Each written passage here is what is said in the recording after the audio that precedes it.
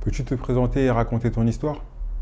Alors, je me présente, je m'appelle Adem Barber. Je suis coiffeur maintenant, ça va faire bientôt 6 ans. J'ai grandi dans le 19e. J'ai toujours coiffé dans le 19e. J'ai toujours suivi les pas du 19e. Aujourd'hui, on a réussi à ouvrir un salon dans le 19e. Mais avant ça, tu sais, c'était un peu difficile parce que quand on a commencé, j'ai commencé avec un premier studio. J'ai commencé à coiffer aussi dehors, tu vois. J'ai commencé à coiffer dans le quartier, en gros. Et c'était vraiment à mes débuts, tu vois. J'apprenais à coiffer. En plus, la coiffure, c'est venu sur le tas. C'était un truc que je me voyais pas en vrai dedans.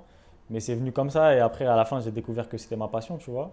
Mais de base, en gros, j'étais en comptabilité. J'ai eu mon bac plus 3 en comptabilité paye et je savais pas que j'allais finir coiffeur, tu vois, aujourd'hui. En gros, la coiffure, j'ai découvert avec le temps. J'ai commencé à coiffer mes potes, ma famille, des gens autour de moi. Avec le temps, j'ai commencé à coiffer dans mon premier studio que j'ai fait dans le quartier. Avec le temps, je me suis un peu amélioré. J'ai eu un deuxième studio où je l'ai un peu mieux aménagé. C'est devenu le barber, en gros, comme un salon de coiffure en vrai. Et je coiffais là-bas. On a beaucoup réfléchi, on a patienté, on a regardé autour de nous et on a ouvert les frères Barber. Qu'est-ce qui t'a donné envie d'ouvrir un salon ici dans le quartier? En fait, je te dis la vérité, ouvrir le salon dans le quartier, c'est venu un peu comme ça. En fait, on ne cherchait pas vraiment à ouvrir un salon. J'étais encore dans mon studio, en gros, je coiffais et avec le temps, c'est venu et on a eu l'opportunité, on va dire. Je te mens pas, mon frère, il m'en a parlé, il m'a dit, t'en penses quoi, qu'on fasse un salon dans le quartier et tout. Et c'est en vrai, le quartier, ça nous représente toujours, tu vois. On a grandi ici, là, on travaille ici, on est toujours là. Et c'est aussi une fierté, je te mens pas, d'ouvrir dans le quartier. C'est un truc où tu te dis, de base, tu te voyais même pas encore ouvrir un salon. Et aujourd'hui, tu te retrouves chez toi. En gros, tu es en bas de chez toi, tu coiffes et ça fait plaisir. Quels ont été les plus gros défis pour toi au début? Je pense au début, le plus difficile, c'était de trouver déjà un lieu où coiffer. Parce que quand j'ai commencé à coiffer, il y a eu des périodes où je coiffais dans un parking. Je coiffais dehors, en gros. Après, j'avais aménagé dans mon premier studio. Les gens, ils venaient, il n'y avait même pas de miroir. En gros, tu venais te coiffer, tu te posais, tu me faisais confiance. Tu savais pas comment tu allais ressortir. Ça veut dire à la fin, je te snappais, je te montrais. Je pense que ça a été une épreuve un peu difficile, tu vois. On a passé des grosses étapes avec mes frères, avec mes potes. Avec le temps, on a décidé de se développer, de faire un truc un peu mieux. Ça veut dire au début, j'ai acheté un miroir, après j'ai acheté un siège, après j'ai acheté un petit poste, tu vois. Et avec le temps, on s'est amélioré et on a réussi à avoir un mini barber, mais dans le deuxième studio du coup, où j'avais réinvesti. Et là-bas, on se sentait un peu mieux. Tu disais, bon, là c'est un peu plus professionnel. Qu'est-ce que tu ressens en voyant tes clients te faire confiance? Je pense que c'est quelque chose de positif parce que tu peux pas aller chez le coiffeur en vrai et te dire que tu vas te faire charcuter la tête ou tu vas passer un mauvais moment. Le fait d'avoir confiance en son coiffeur, je trouve que c'est très important. En vrai, ton coiffeur, c'est quelqu'un à qui tu dois faire confiance. Tu peux pas y aller comme ça et pas lui faire confiance. Qu'est-ce que ça représente pour toi d'avoir ton commerce ici? En vrai, moi, je trouve que c'est une fierté, déjà d'avoir fait un truc dans le quartier. C'est quelque chose de fort, mais c'est pas quelque chose aussi qu'on a réussi à faire tout seul, tu vois. C'est dire que tu as tout fait tout seul. Je trouve que c'est impossible.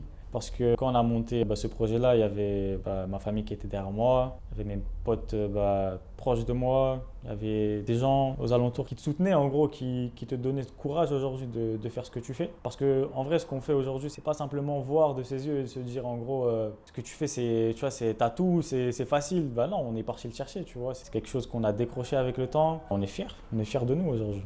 Comment le quartier a changé depuis que tu es plus jeune?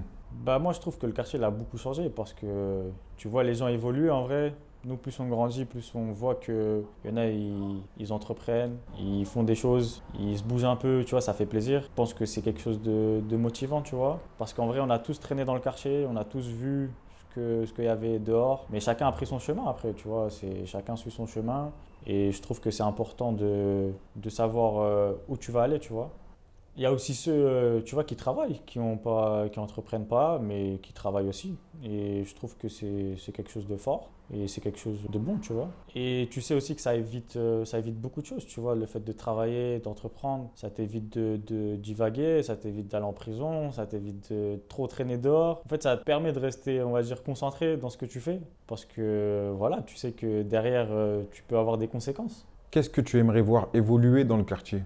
En vrai, je te dis la vérité, ce que j'aimerais voir dans le quartier, c'est que tout le monde soit soudé, tu vois. En vrai, tu le vois souvent que, en gros, quand un ami à toi, il fait un commerce ou peu importe, il y en a dans le quartier qui sont un peu réticents, il y en a qui veulent pas forcément venir, on sait pas pourquoi. Mais après, tu as toujours ceux qui sont toujours là aussi, tu vois. Il y a ceux qui se motivent, ceux qui s'encouragent entre eux, tu vois. Et ça, je trouve, c'est important parce que la vérité, c'est être ensemble, je trouve que c'est plus fort qu'être tout seul, tu vois. Aujourd'hui, moi, j'avais beaucoup de gens autour de moi du quartier qui sont toujours là. Ils ont été là depuis le début. venus, ils nous ont soutenus, même moralement. Tu vois, ils ont toujours été là parce que faire un commerce aussi, c'est difficile. Il y a beaucoup d'épreuves. Tu passes par beaucoup de passages où tu doutes de toi en vrai. Tu te dis, est-ce que ce que tu fais en vrai c'est bien? Est-ce que tu veux continuer? Mais non, tu as ces gens derrière en gros qui te disent de ne pas arrêter, de continuer. Tu n'es pas là pour rien. Et c'est ça qui est motivant. Et je trouve qu'il manque un peu ça parfois. Mais il y a quand même ceux que je t'ai dit en gros qui sont là pour te soutenir aussi.